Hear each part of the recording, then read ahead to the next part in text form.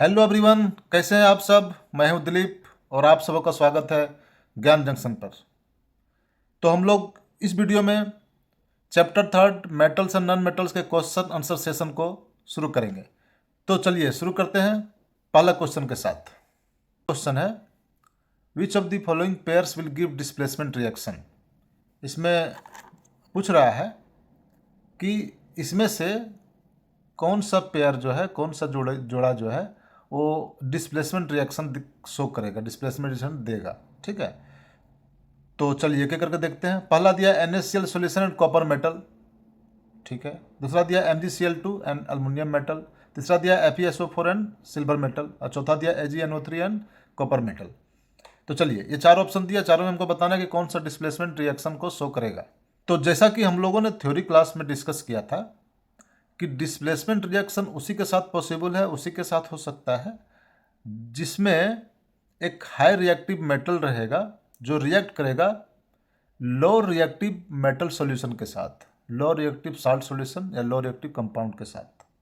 तभी जो है high reactive metal low reactive metal salt solution में से उस लो रिएक्टिव मेटल को डिस्प्लेस करके खुद उसका पोजीशन ले लेगा, खुद उसके प्लेस पे आ जाएगा, तभी डिस्प्लेसमेंट रिएक्शन होगा और उसी को हम लोग डिस्प्लेसमेंट रिएक्शन कहते हैं।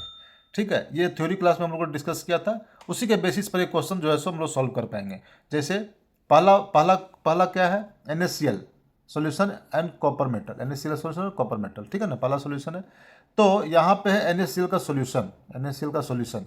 अब Na है Cl प्लस कॉपर, तो ये कॉपर जो है क्या ये NaCl में सॉल्यूशन में से Na को डिस्प्लेस कर पाएगा?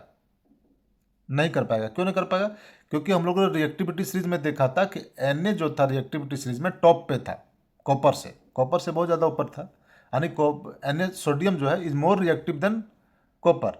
तो ऑलरेडी जब रिएक्टिव मेटल सॉल्यूशन बनाए हुए है तो वो लो रिएक्टिव मेटल उसको डिस्प्लेस नहीं कर पाएगा, तो ये इसमें तो डिस्प्लेसमेंट रिएक्शन नहीं होगा। दूसरा MgCl2 and aluminium. Again Mg जो है ऑलरेडी ज़्यादा रिएक्टिव है एल्युमिनियम से, तो यहाँ भी डिस्प्लेसमेंट नहीं कर पाएगा। मेरी बात समझ रहे हैं कि ज़्यादा रिएक्टिव अगर होगा मेटल तभी वो डिस्प्लेस कर पाएगा सॉल्यूशन को, तो यहाँ तो रिएक्टिव नहीं। तीसरा है FeSO4 and silver metal. FeSO4, अब Fe एक Fe है और दूसरा है सिल्वर, Ag, सिल्वर है Ag। तो ये भी जो है सो डिस्प्लेस नहीं कर पाएगा क्योंकि Ag जो है वो ज़्यादा रिएक्टिव नहीं है Fe से। Ag जो है ज़्यादा रिएक्टिव नहीं है Fe से, तो ज़्यादा रिएक्टिव नहीं है तो डिस्प्लेस नहीं कर पाएगा। ठीक है, चौथा ऑप्शन क्या है, AgNO3 एंड कॉपर। तो यहाँ पे Ag है और कॉपर है, तो कॉपर जो है मोर रिएक्टिव देन Ag है। कॉपर जो है मोर रिएक्टिव देन Ag है, मतलब सिल्वर से कॉपर जो है सो ज़्यादा रिएक्टिव है, तो यहाँ पे डिस्प्लेसमेंट रिएक्शन हो जाएगा। इसमें जो है सो डिस्प्लेसमेंट रिएक्शन पॉसिबल है। क्यों पॉसिबल है? क्योंकि copper is more reactive then Ag। यहाँ पे मतलब लो रिएक्टिव सॉल्यूशन है, सब मेटल सॉल्यूशन है, और यहाँ पे जो डिस्प्लेस करेगा वो हाई रिएक्टिव है, मेटल है। तो चौथे में जो है सो डिस्प्लेसमेंट रिएक्शन करेगा। ठीक है, तो इसका राइट आंसर होगा फोर्थ, डी होगा। ठीक है ना, copper can displace silver from the silver nitro solution, ये इसका इक्वेशन है। ठीक है, इस पार्ट चलिए समझ गए। अब नेक्स्ट क्वेश्चन की ओर चलते हैं।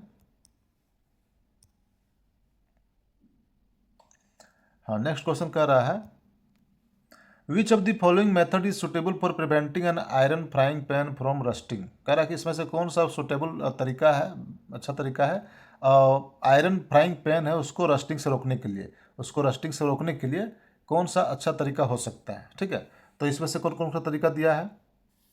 पहला तरीका दिया है अप्लाइंग ग्रीस, सेकंड है अप्लाइंग पेंट, थर्ड है applying a coating of zinc and fourth है ऑल ऑफ द अबव।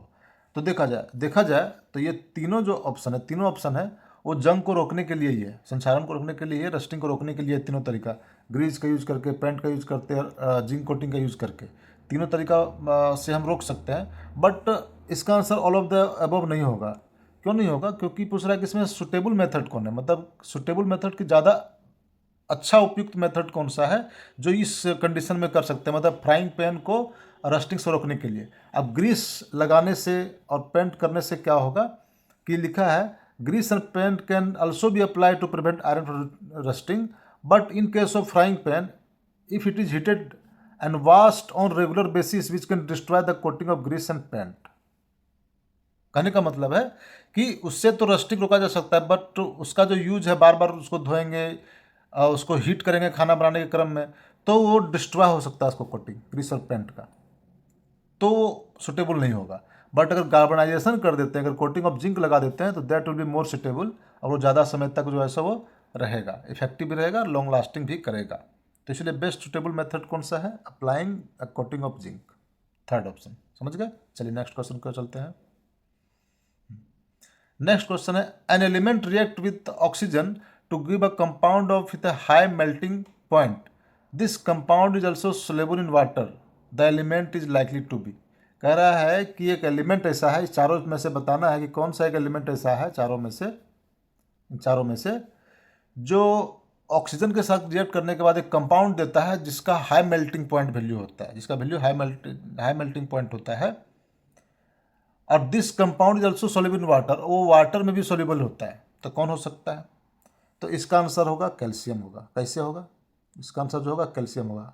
कैसे होगा? चलिए इसको देखते हैं।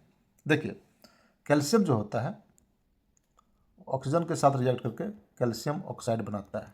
क्या बनाता है? कैल्शियम ऑक्साइड बनाता है, जिसको हम लोग क्विकलाइम बोलते हैं। ठीक है, तो पहला कंडीशन तो पूरा गया कि ये क्विकलाइम बना। पूछ रहा है कि वो कौन सा कंपाउंड होगा उसका हाई मेल्टिंग पॉइंट होगा। अगेन कैल्शियम ऑक्साइड का जो है सो बहुत ही हाई मेल्टिंग पॉइंट होता है। कितना होता है? 2570 डिग्री सेल्सियस के आसपास होता है। 2570 मतलब बहुत ज़्यादा, 2600 के आसपास होता है।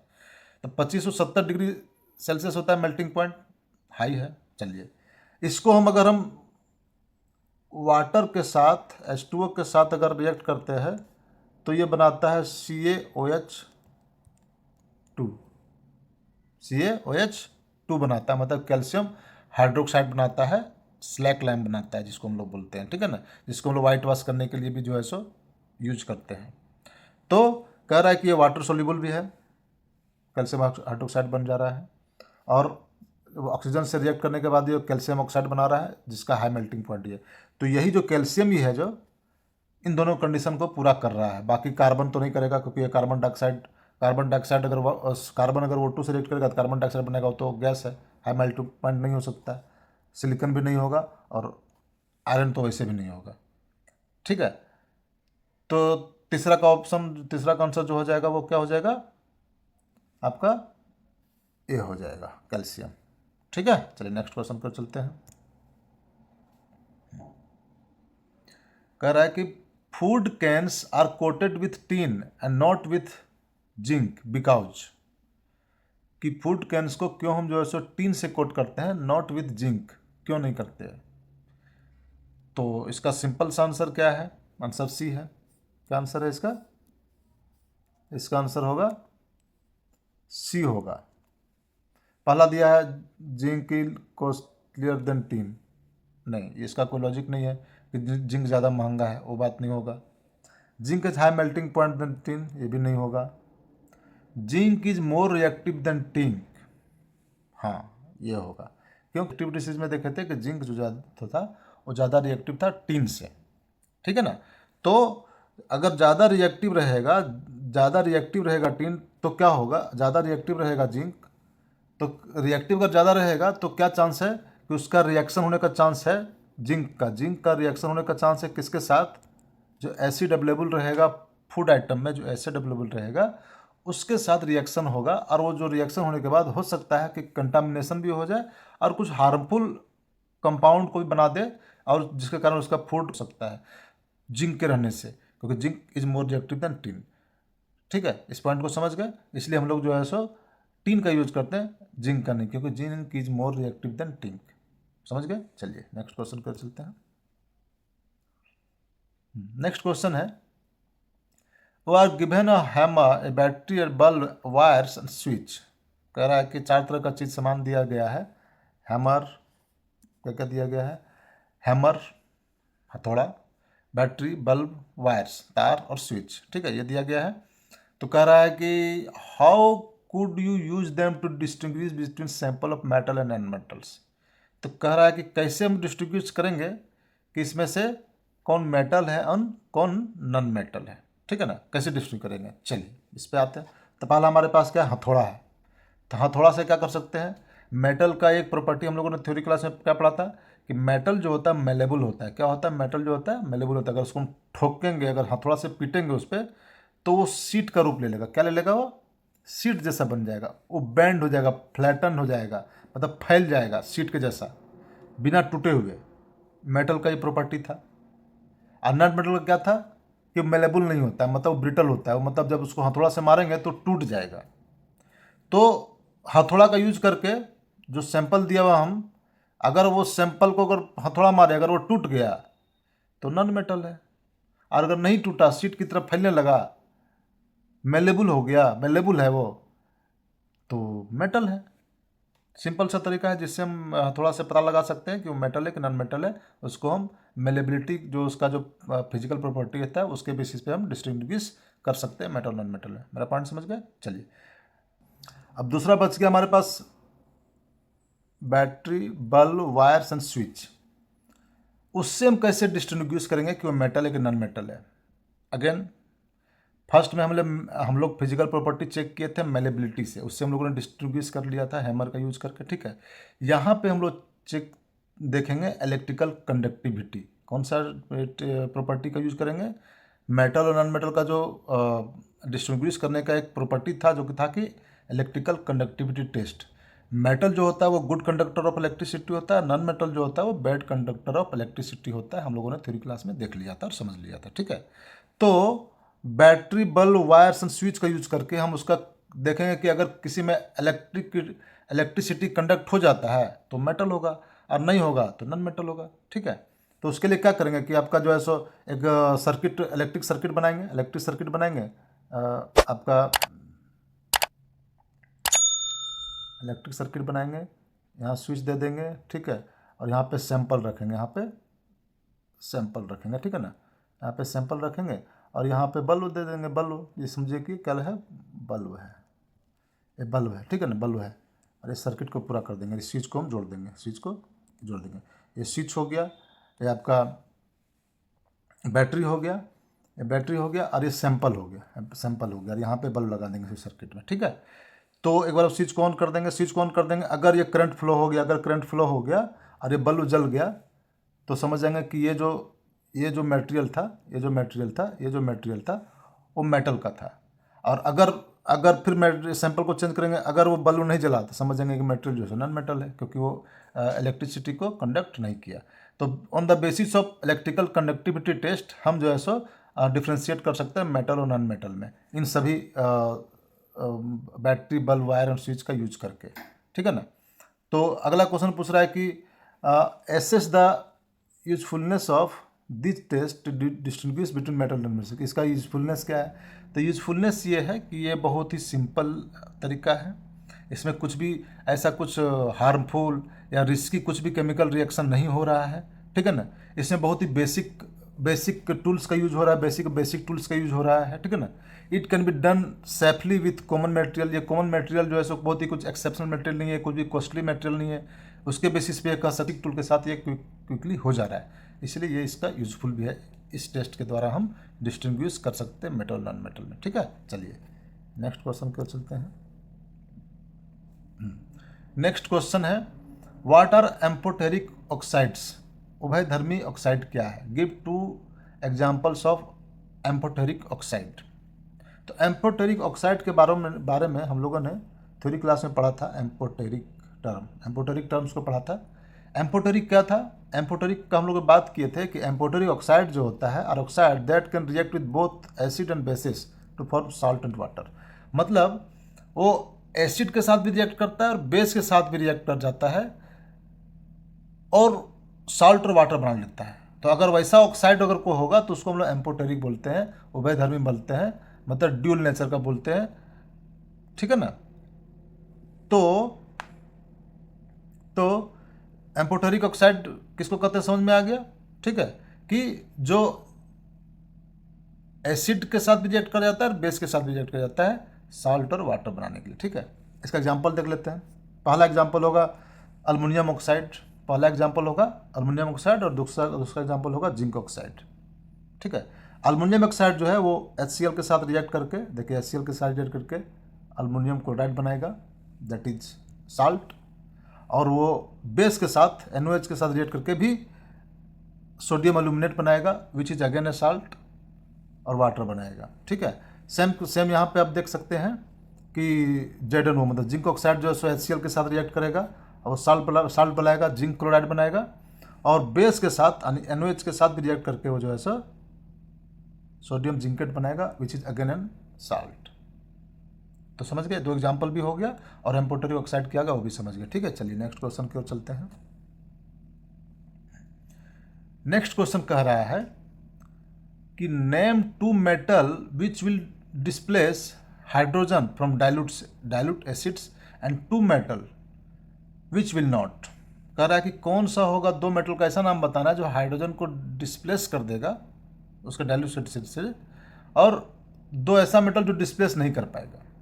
ठीक है, तो ये क्वेश्चन है, तो इसका क्वेश्चन का सिंपल सा यही मतलब है कि उसी साल्ट सॉल्यूशन को, उसी डाइल्यूट एसिड को, हाइड्रोजन का जो एसिड है उसी में से हाइड्रोजन को डिस्प्लेस कर देगा, वही मेटल डिस्प्लेस कर पाएगा जो ज़्यादा रिएक्टिव होगा हाइड्रोजन से। Which metal will be more reactive than hydrogen, that metal can only displace hydrogen from their dilute acid. बस यही थ्योरी है। ठीक है, ये आप लोग को हमेशा याद रखना है। पहला potassium, sodium, calcium, magnesium, aluminium, zinc, ferrous, Pb मतलब लेड। ये जो है ये जितना भी मेटल है ये सारा हाइड्रोजन से ज़्यादा रिएक्टिव है, हाइड्रोजन से ज़्यादा रिएक्टिव है। और लो रिएक्टिव हाइड्रोजन के बाद कौन सा है? Copper, Hg, mercury, Ag, silver, gold. यानी हाइड्रोजन से नीचे जिसका रिएक्टिव कम रिएक्टिव है हाइड्रोजन से, वो कॉपर है, मरकरी है, सिल्वर और गोल्ड है। तो ऑब्वियस है कि ये चारों जो से होगा, इसमें से चारों का चारों जो होगा वो हाइड्रोजन को डिस्प्लेस नहीं कर पाएगा उसका डाइल्यूट एसिड से, पहला। तो इसमें से कोई भी दो ठो लिख देंगे, जैसे कॉपर और सिल्वर लिख देंगे। ठीक है, कौन कर पाएगा? तो जो हाइड्रोजन के ऊपर में जितना लोग जो दिख रहा है मेटल का, वो ज़्यादा ताकतवर है, ज़्यादा रिएक्टिव है, तो डिस्प्लेस कर देगा हाइड्रोजन को उसके सॉल्यूशन से, उसके डाइल्यूट एसिड से। ठीक है, तो इसमें से कोई भी दो लिख देंगे। जैसे यहाँ पे लिखा हुआ है जिंक और आयरन, आप कुछ और भी लिख सकते हैं। जिंक और आयरन, आप अल्युमिनियम और लेड लिख सकते हैं, कोई दिक्कत नहीं है। ठीक है, वो डिस्प्लेस कर देगा, मतलब से कोई भी डिस्प्लेस कर देगा। ठीक है, चलेगा। नेक्स्ट क्वेश्चन की ओर चलते हैं। नेक्स्ट क्वेश्चन कर रहा है, in the electrolytic refining of metal M, what would you take as a the anode and cathode and the electrolyte. कह रहा है कि एक हमको इलेक्ट्रोलाइटिक रिफाइनिंग करना है किसी मेटल का, उसका नाम दे दिया M। तो उसमें से हम एनोड किसको रखेंगे, कैथोड किसको रखेंगे और इलेक्ट्रोलाइट किसको रखेंगे। तो इलेक्ट्रोलाइटिक रिफाइनिंग का जब हम लोगों ने थ्योरी क्लास में डिस्कस किया था, तो हम लोगों ने क्या बात किया था कि जब हम लोग इलेक्ट्रोलाइटिक रिफाइनिंग में क्या करते हैं कि जो मेटल हम लोग एक्सट्रैक्ट करने वाले हैं, जो रिफाइन करने वाले हैं, उसका हम लोग सोल्यूशन जो है सो लेते हैं एज एन इलेक्ट्रोलाइट। ठीक है ना, उसका साइट का जहाँ तक बात होगा तो हम लोग लेंगे solution of A salt of metal M, metal M का ही साल्ट सोल्यूशन लेंगे इलेक्ट्रोलाइट में। ये पहला क्लियर हो गया। दूसरा, एनोड और कैथोड। कैथोड हमारा नेगेटिव चार्ज इलेक्ट्रोड होता है, एनोड हमारा पॉजिटिव चार्ज होता है।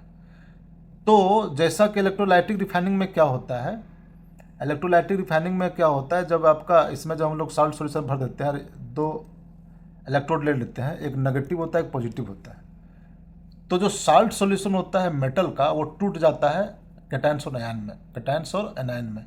तो कैटायंस बनता है मेटल जो होता है वो कैटायंस बनता है। जैसे कि मेटल होगा कुछ भी M है तो M प्लस होगा, जो M प्लस जो होगा उसमें टूट जाएगा, मेटल रहेगा तो M प्लस। M कुछ भी, मान लीजिए कॉपर का करत, कॉपर सल्फेट है तो कॉपर जो है सो प्लस में टूटेगा और सल्फेट जो होगा वो नेगेटिव में रहेगा। तो ये प्लस वाला जो होगा वो जाके किसमें, जब नेगेटिव इलेक्ट्रोड की ओर जाके अट्रैक्ट होगा, उसमें जाके चिपकेगा, उसमें जाके इम्बेड हो जाएगा, उसमें जाके लेयर बनाएगा। तो चूंकि कॉपर कुछ मेटल जो होगा वो पॉजिटिव आयंस में टूट के आपका कैथोड की तरफ अट्रैक्ट होगा, किधर अट्रैक्ट होगा, कैथोड की तरफ। तो प्योर मेटल जो होगा उसको कैथोड को रखेंगे, तभी ना कॉपर या फिर जो मेटल है वो जाके उस प्योर मेटल में जाके जुड़ता चला जाएगा। जो एनोड होगा उसको इम्प्योर मेटल रखेंगे, ताकि उससे इम्प्योर मेटल से मेटल निकलते चले जाए और जो बच जाए वो हमारा बॉटम में सेटल डाउन हो जाए, जिसको हम लोग एनोड मड भी कहते हैं। ठीक है, तो समझ गए। इलेक्ट्रोलाइट में रखेंगे हम लोग मेटल का साल्ट सॉल्यूशन, कैथोड में रखेंगे प्योर मेटल और एनोड का रखेंगे इम्प्योर मेटल। ठीक है, समझ गए। चलिए